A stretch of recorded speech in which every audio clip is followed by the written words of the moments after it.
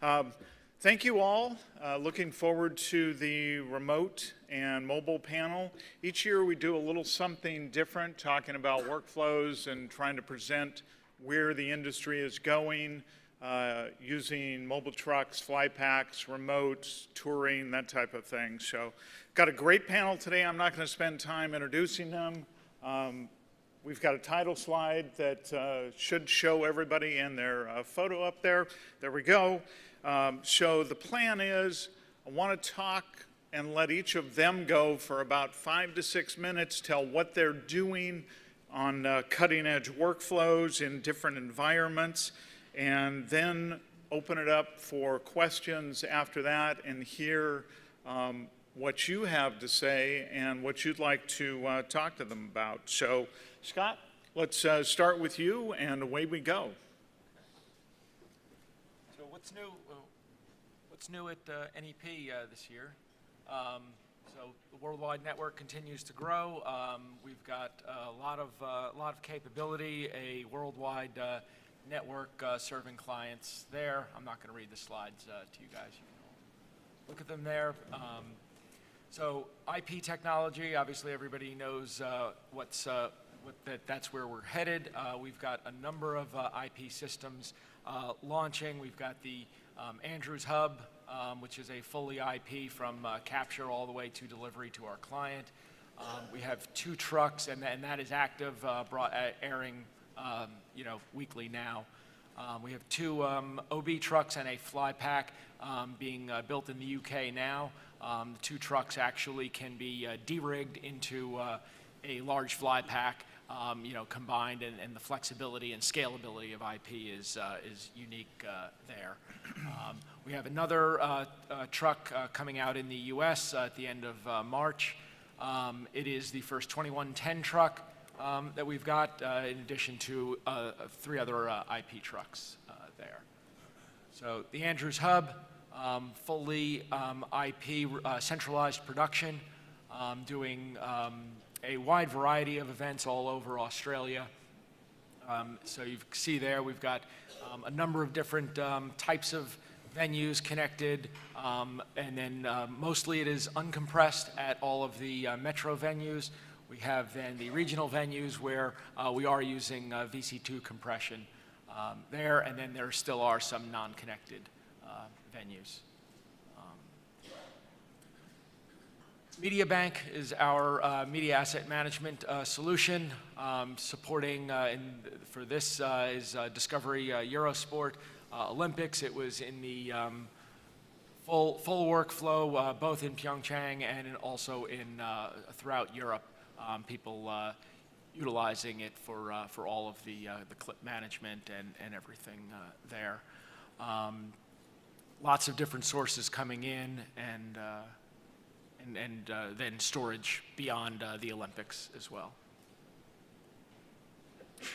Remote commentary, I think everybody is aware of just the desire to have people be spread out wherever they happen to live and contribute to a production. So in this case, we've got a remote commentary, keeps everything in lip sync. It's a system developed by NEP and the service delivered by NEP for Discovery Eurosport Olympics. So all the details are there, and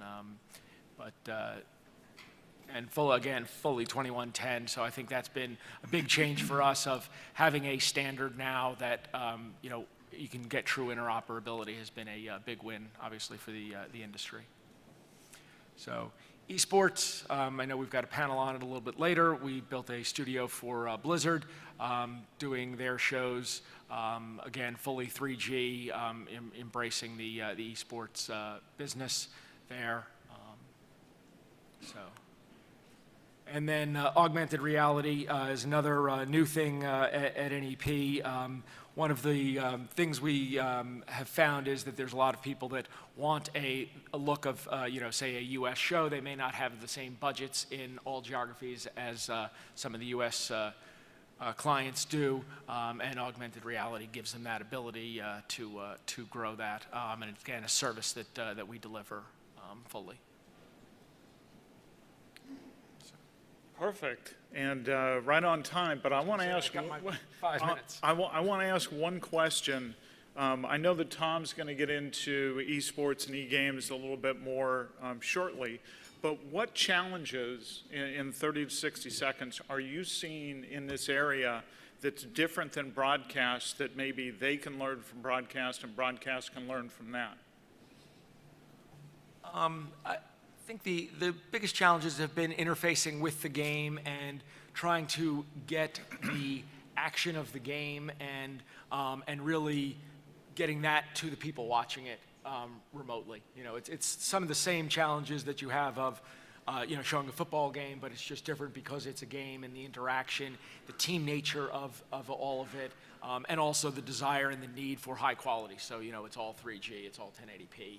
So it also brings a lot of files and a lot of size and scale to the material. Cool. Scott, thank you. We'll get some questions for Scott on the back side of this. John Vickery from Zeroth. John, I think if you were here at the AI session on Monday, talked a little bit about Shubin AI, and then also on Tuesday during the super session a little bit. And for anybody who hasn't seen Shubin AI or talked with Shubin AI in the Innovation Zone, John's going to show just a little bit of that and then talk a little different about some of the workflows and why this technology was developed and where he sees it going forward, so that we're adding to the what we talked about before Monday and Tuesday. John? Thank you. So there it is. If you haven't seen it, I'm not going to ask him a bunch of questions, and I think he's here anyway. You can ask him. Well, there he is. Hello. Thank you again. So the whole game is to actually have a conversation with a virtual version of Mark, right? So, hello. Hello. And so forth. Like I said, I'm not going to ask him a bunch of questions. And what I wanted to focus on today is as Mark was saying, you know, why did we form Zeroth? What's the goal? So a couple of stories that sort of sparked the idea. One, my partner did an online course with Stan Lee, where Stan talked about, it was a series of online lectures where he talked about the history of comics and the effect on US pop culture. And they had about 50,000 people sign up from 160 countries for this thing. So by all measures, it was successful. The number one piece of feedback was everybody wanted to ask Stan a question. They got 10,000 questions. So they went to Stan and said, hey, Stan, we got all these questions. Everybody wants to talk to you. They want to hear more. And he said, I'll answer 10. And I said, 10 a week? No, 10. I'll answer 10. So there's that. Second, going to the Smithsonian, standing there looking at Thomas Jefferson's desk. And there's a plaque that says, Thomas Jefferson wrote said document on said desk. And there's an audio tour, which is mildly and more entertaining. But talking to historians, you find out some interesting things. That desk was built by Sally Hemings' brother. So the slave that he may or may not have had relationships with, that he never actually freed, her brother built the desk on which he wrote these documents. Now that is interesting. So it sparked the question, what if I could learn about Thomas Jefferson by talking to Thomas Jefferson? What if I could bring him back to life? What if I could learn more about the comics by talking to Stan Lee? So we set about to create a platform that lets anybody build a conversational character. Living, historical, fictional, doesn't matter. And that's what we're taking out to market. So the challenge to making something conversational, and I think both Marks will attest to this, is content, like anything. The more that's in there, the more questions I can ask, the harder it is to break, and the more you feel like you're talking to Mark Shubin. You can ask him, what was it like getting to television? Did you work in the newspaper business? The more content you get in, the better. So we treat it like a supply chain, which is I want to make it as easy and as fast to get as much content in to begin, and then continue growing it over time. And that's what our back end looks like.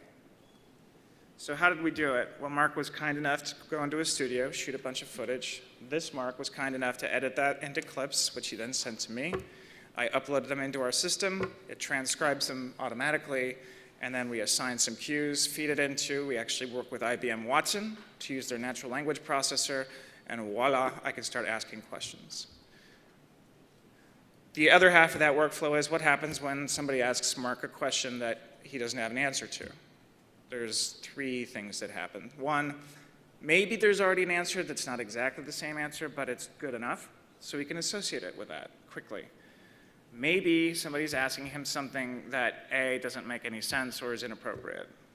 Don't answer it. Maybe it's actually a question that, that's a really good question. I'd like to answer that. So in this world, Mark unfortunately would have to go back and we'd shoot more footage and upload it. But knowing that that is not entirely scalable for me creating, let's say, me, I could also use footage that comes directly off that camera. I can use pre-existing clips, it doesn't matter. We make it simple and easy to add more content, make it smart, and then let you distribute it anywhere you want. So Mark can actually show up as a Twitter feed, or a video, or just audio.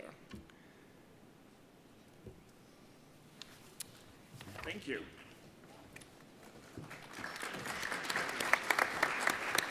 Thanks, John. And for anybody who would like to talk to Shubin AI, he's still in the innovation zone until, I believe, 1:58 p.m. today. Tom, you've been at Turner a number of years, and you've done a lot of firsts with that, and now another first as regards to eGames and eSports with the E-League. And, can you talk a little bit about what you're doing, how the audience is getting involved in that, how things are different working with that generation that is, mainly involved in that area and generating all of that content? Okay, I'll start off first. I'll roll a video, and then that'll open up the rest of it. Good evening, eSports fans. Welcome to the E-League Injustice 2 World Championship presented by PS4. The Justice League are here. They want you to get hyped. So we're all about this engagement with the fans and what can we really do that excites them. Being able to take these, these classic characters that we've all grown up and loved, being able to bring them to life for these fans, having Superman actually fly off from the stage and break our studio walls and have the rocks come falling down, having the camera cut through the crowd and all of a sudden Batman slams down on the ground. Those are things that the crowd just loses their minds over. He's here. He's here.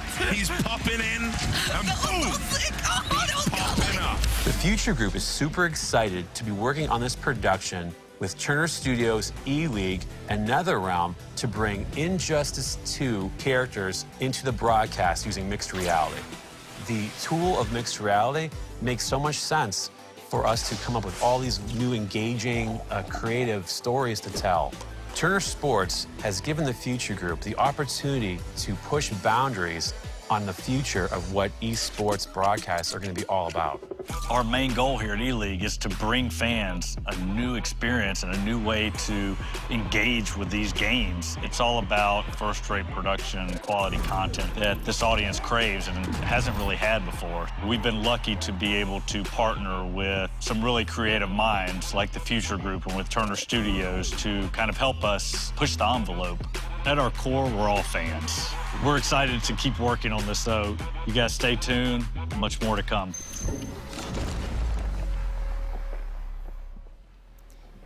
So at the end of the day, it's really a lot of traditional production that goes into it. So a lot of the production methods are things that we've known and done for many years. It's the art of the storytelling that really is where we change, and this is again where the augmented reality characters just bring that realization of this make-believe character and then superimpose them into the real live studio. So that's been something that we've worked very hard at, and it's been very well received by the fan base. So I'm going to roll this next video and just talk over it. So this next video is from our E-League major that just happened at the end of January.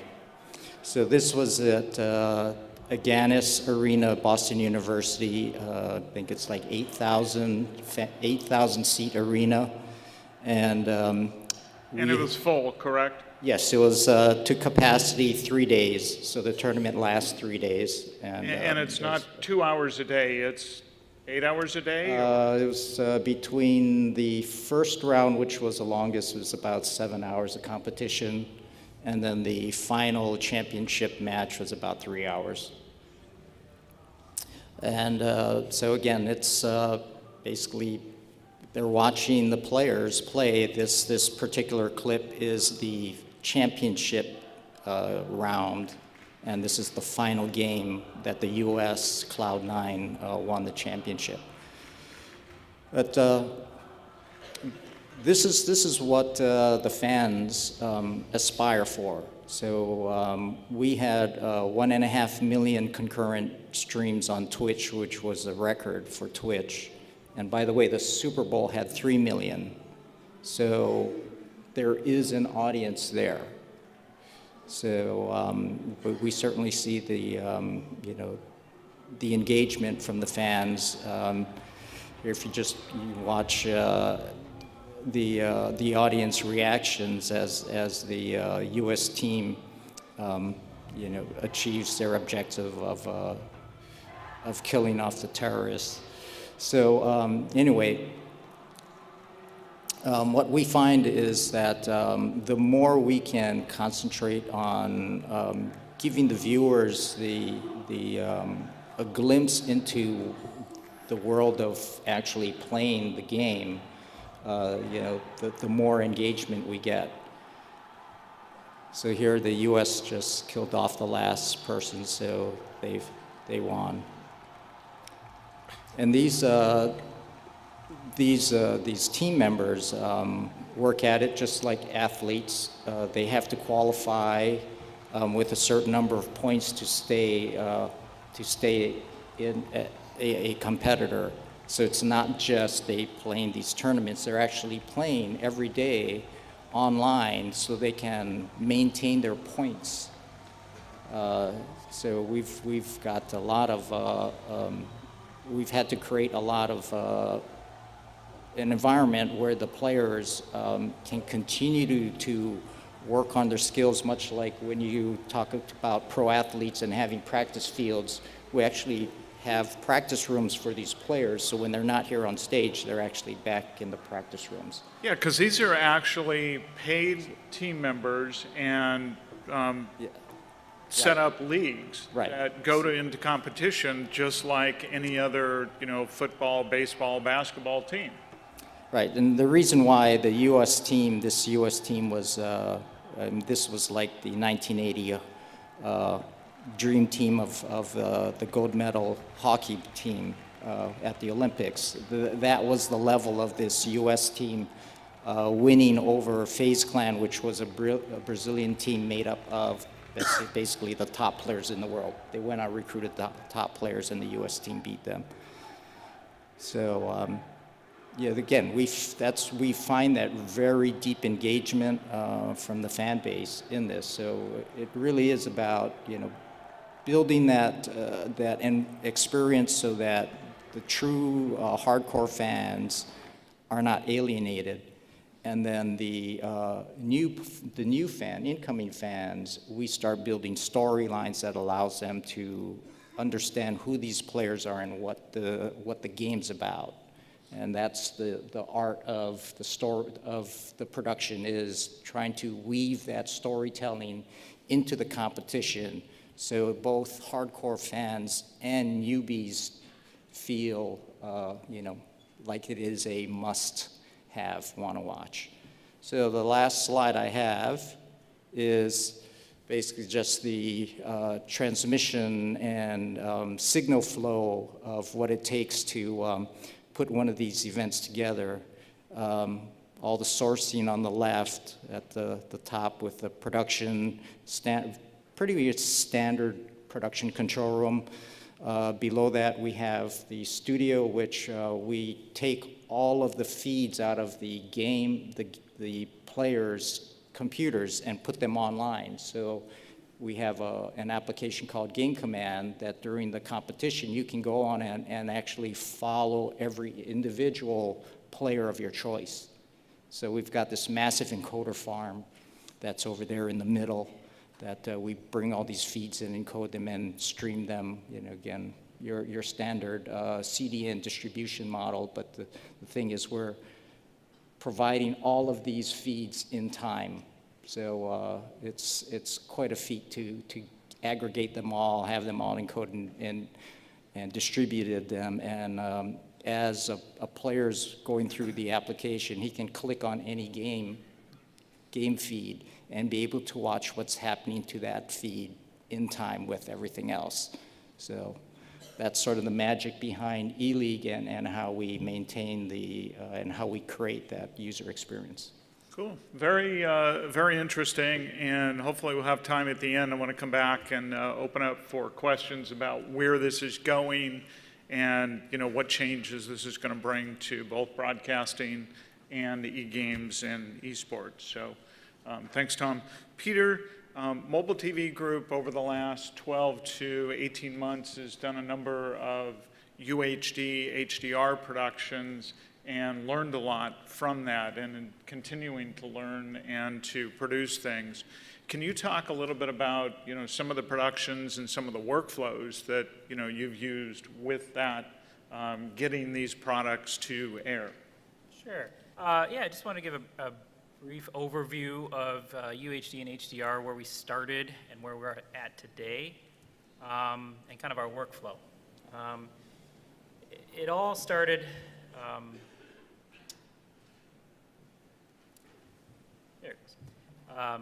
Here's our truck that we built specifically for UHD and HDR, and it's used pretty consistently now for many different sports and some entertainment. But it all started with the Masters.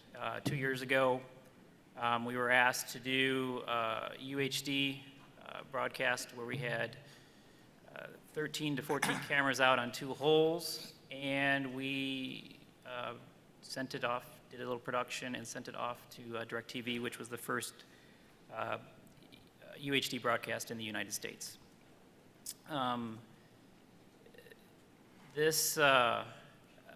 What made this important was it was a workflow that they were accustomed to. With HD and in the live environment, they just want to be able to sit down, do their jobs, and put the broadcast on the air, and we were able to reproduce that for the most part, where they just came in, sat down, they were doing a UHD broadcast, and they didn't really know they were doing a UHD broadcast. This is our video shading area that we used.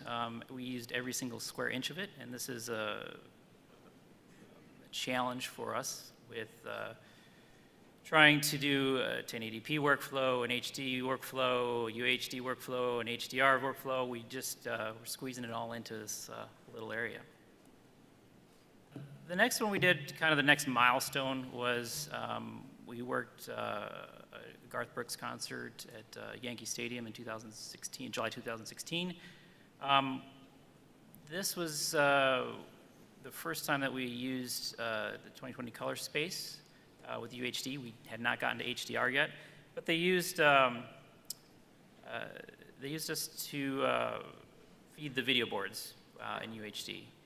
And what was really cool about this is it allowed us to really match the lighting in the stadium to the video boards.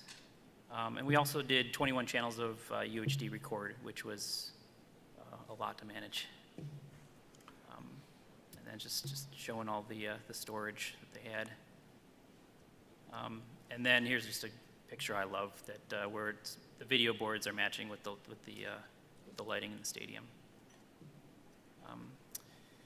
And to fast forward a little bit later in the year, we started doing UHD for UFC.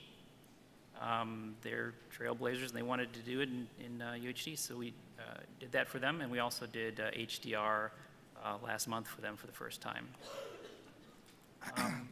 And then the big milestone for HDR in the US was in December. We did the first live UHD broadcast with HDR and HLG for the Vegas Knights. That was for AT&T Sports. And just a picture of the arena. And what we found with doing HDR on an indoor arena, just everything lit up. The video boards lit up, and the ice was just it was amazing to watch them and see all the detail in the players' uniforms. And that was it. So one quick question. What are you seeing as the biggest challenge to deliver UHD, HD, SDR, and HDR? Is it shading? Is it electronic matching? Where's the issue right now? Well, there's several issues. One is conversion. When we go and do sports for in UHD with HDR, we're expected to still give the stadium 720p or 1080i SDR feeds, and we're expected to feed things to the teams in that format. Plus, we also have 1080p. So converting from SDR to HDR to HDR to SDR back and forth and make it a consistent look is the most difficult thing for us. There are converters that we're using that are working well, but there's a long way for improvement. So. Maybe we need an ACES workflow for live. So thanks, Peter. Wolf, at last year's event, you talked about and showed the U2 workflow for the 2016 tour, which was very interesting, with them walking in and out of very large video walls and actually being part of the scenes in there. So that was very interesting. And so this year, hopefully you'll give us a little peek into what was done for 2017. And I know you're going to tell me no, but I'm going to ask, what are you going to do for 2018? Yeah, we'll talk about that next year, I guess. Yeah, we always have that challenge of having to create the wow factor. That was my point last time. The screen was already gigantic, and U2 is a band that has the financial means to actually push the boundaries of a technology level. So we are getting the concept to the office that pretty much says we want to have the biggest screen ever. We want to have it bigger than everything else that we have done before. You can see that's nearly 200 feet wide. That's the idea that is presented to us, and with that idea we go in our thinking process of thinking, how can we pull this off? How many pixels do we need? What kind of resolution do they want? What camera system do we need? So, and from the interesting thing is, from planning the idea to actually putting the money down and buying the gear and doing it is a huge discrepancy. So you plan for a month on end, and when you actually make the decision to say, okay, this is what we're going to do, then you most of the time have no more than 2 months actually to pull it off. So you then start really looking in, okay, what's the pixel shape? How do we do this? And we actually started to go with a 9mm LED product that was created. We created a complete framing system to build this wall in a very fast manner to make it also stable for the wind, for wind bracing in outdoor situations. And then the challenge was, by the way, we have to put a 4K system on there because the screen is nearly 8K. So how are we going to do that? And those were the challenges, because normal IMAX situations is a couple of cameras and a few projectors or a little LED wall on the side. And all of a sudden we were challenged with that. And came up with the solution of running a 4K fly pack with 2 router systems, a 3G router system and a 4K router system, to feed separate feeds into a media server that actually created the final image. That media server was from a company called D3, and they had actually designed for this particular product two input cards that could handle 24 gigabit data rate for 2 4K signals, even though one of them was actually 4 3G signals and 1 4K signals, in which we had the ability to switch between 3G sources and 4K sources to go on the screen at various times, which was one of the challenges we were given, that we have to be flexible in having to feed the media server more than just one source at that time. So 4 band members, we want to have 4 pictures that you can then pip in as you wish, but that was quite a bit of a challenge. And then run everything as a 8K raster onto the screen with 8 1920 by 1080 processors that created the whole image, and pretty much gave us the opportunity to do things we haven't done ever before, and that was pretty scary, to be honest. But we pulled it off, and we did a whole 8-camera 4K production with 3G ISO recording, using recording management for a Telestream ingest system, in which we ingested the 3G signals and then actually created a ProRes file that we immediately pushed onto a NAS drive, so that by the end of the show, the creatives could actually take the whole ISO recording of the show and go in an edit suite and working on a press release or anything like that. So even there, we were pushed on finding ways of dealing with this huge amount of data in a very fast way. And at the end, it looked like this. And it was a huge success. The tour went,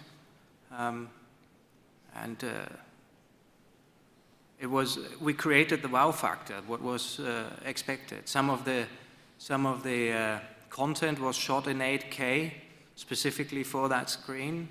And it's a huge team effort of gathering some of the cleverest people I know, and specifically for video. One of our engineers is Jim Toten, who's here in the audience, who was engineering that system for us. And yeah, so that's that. So, Wolf, thank you. It was very interesting. And Leon and Jerry, we can start to take questions, but I'm going to ask the first one. So, you said it takes 2 months to kind of get things off and running once you start the planning with them. 2 questions. How long and how many stops on the tour do you have? Because you're constantly setting this up and taking it down like a mobile production would. And how involved is the band in this? Are they going to you with ideas and creative thoughts, or are they looking to you to kind of help draft the first edition to get it going? So the band talks to the creative people, and there's a creative team of show designer, lighting designers, and all these people that have nothing to do with us as a company. And they actually come up with the idea. And quite often we work in symbiosis with each other, because they need to talk to us early enough to see, is it even feasible? Is the cost factor in the realms of what's possible? Yeah? So the cost is incredibly high for those kind of productions. So the reason why it takes so long until we actually get the confirmation is because we have to invest multiple millions into a show like this. And if a singer breaks his leg again or does something and the whole thing goes the wrong side, we sit on a big disaster. So that's where timing is always a very tricky part. Any questions in the audience? Otherwise, I will start to ask. Jim Toten, do you have a question? Do you have a comment on what it was like to be on the road with you two for how many months? Jerry's to your left.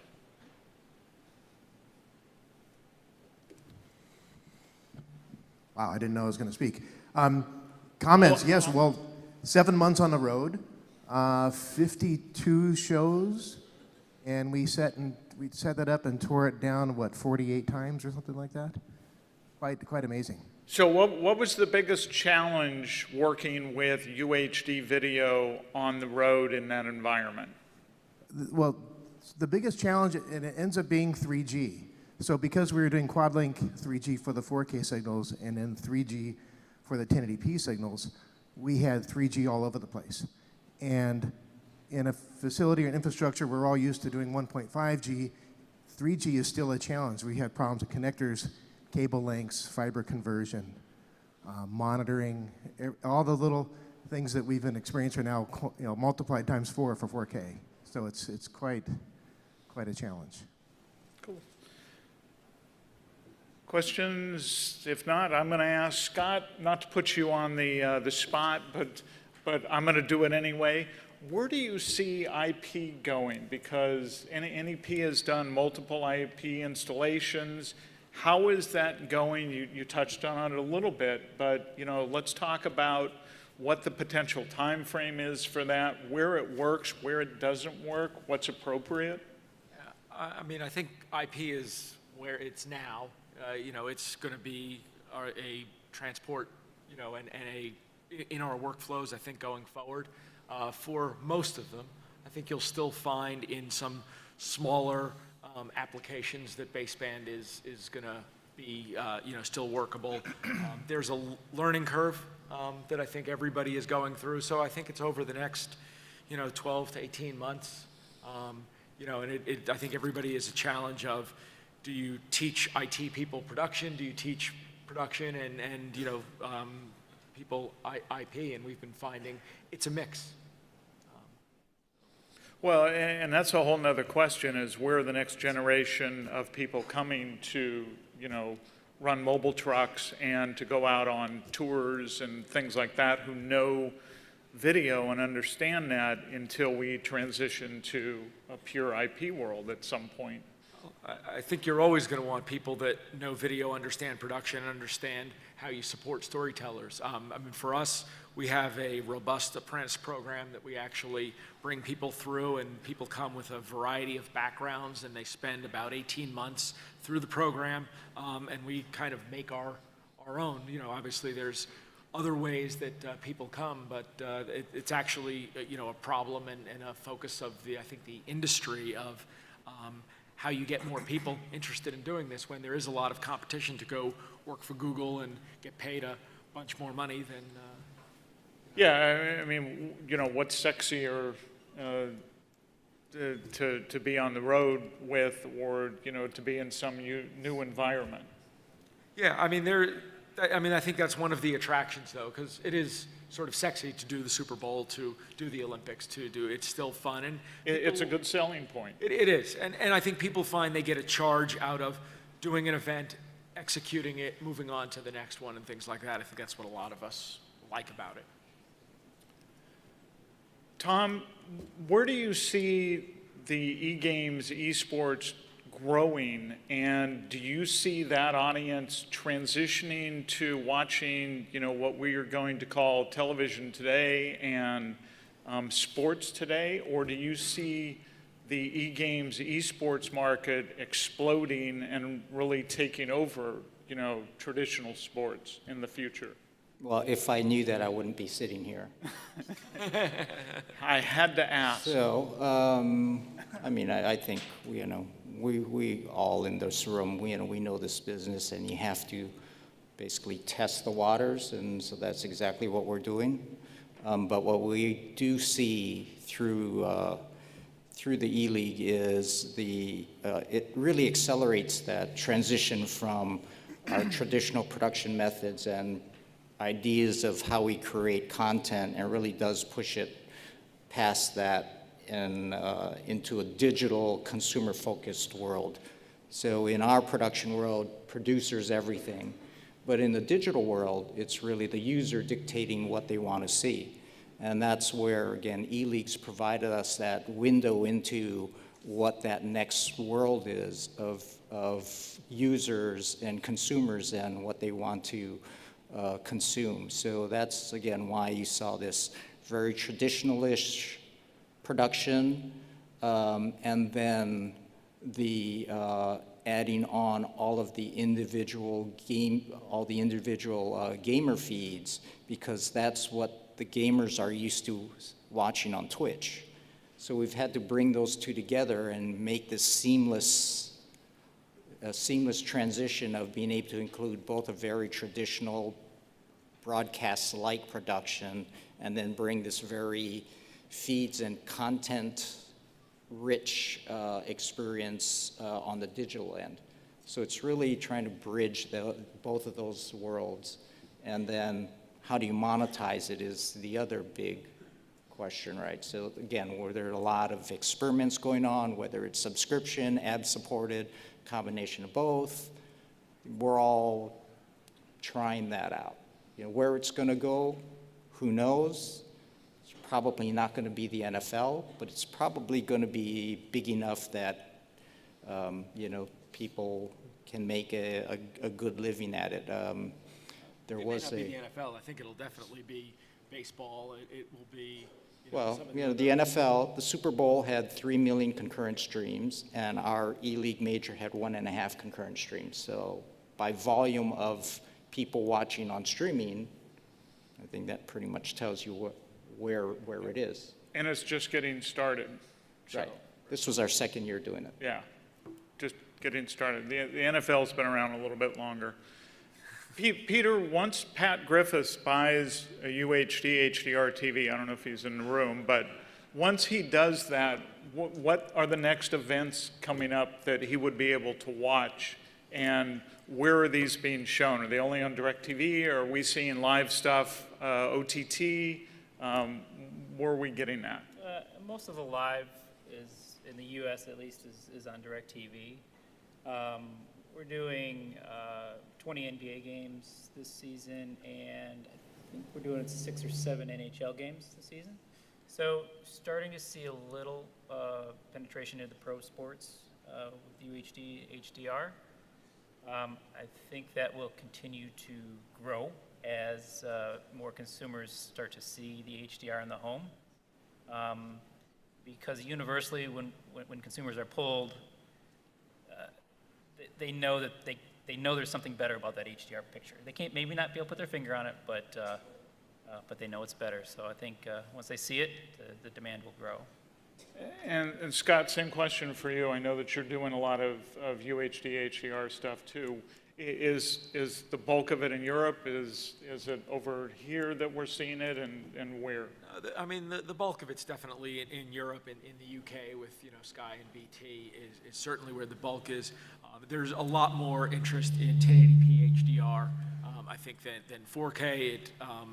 To a viewer, I think we're seeing that it looks, the same, and it doesn't have some of the cost implications of genuine 4K.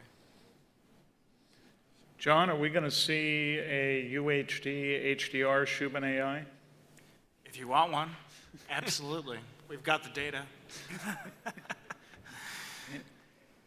Any questions?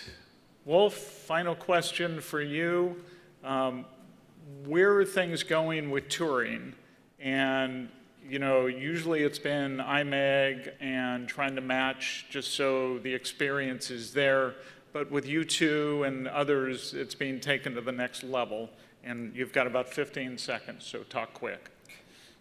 The next level is really integrate video and technology into the show. Don't make it a separate part. It's part of it, and with that, it grows bigger and bigger and has no limits on anymore. Cool. Thank you, panel. Thank you.